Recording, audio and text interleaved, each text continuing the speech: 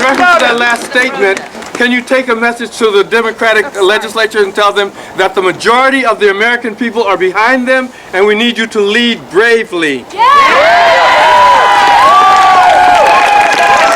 hope you all made that pretty clear tonight, and I appreciate it very, very much. We don't always feel that people have your back. You have ours, we'll have yours! Yes, We'll have yours! Okay. Do you think that Trump knows that he is dancing to Bin Laden's tune? Yes. Trump doesn't know anything! It's hard to know. I honestly don't know if he knows what bells he's ringing when he talks about America first. You know? I mean, if you think about it, the last time you had America firsters trying to keep refugees out, it was the Jews of Europe.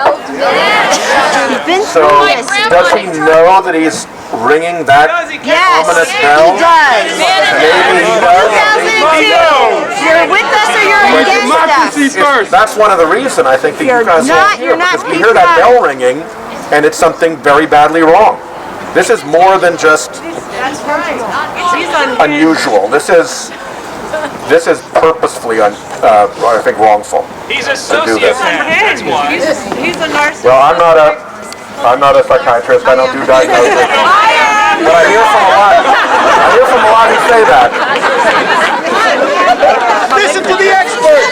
So you say don't agonize, organize, and you also say it's important to be in contact with people from those states that are really going to be in the battle zone. Yeah.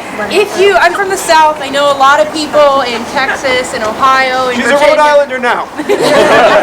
But what can I do to support my friends who live in, or to help them organize in Texas oil country, in rural Virginia, Appalachia, those places, if we have those connections? Tell them to run. Yeah, run for local office.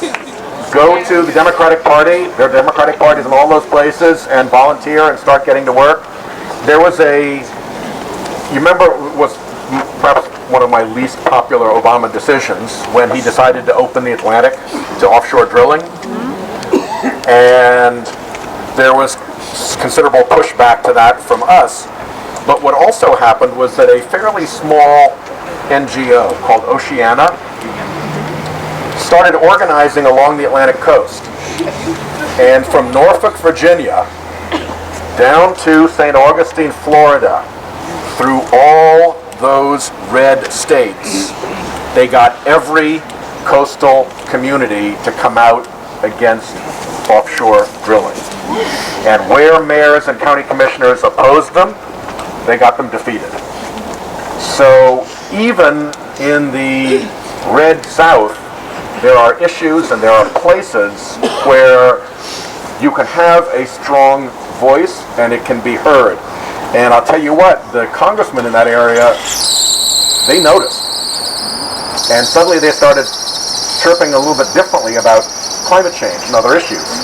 So local things like that matter, and it's those, like Bobby Kennedy said, every ripple adds to the wave that creates the change.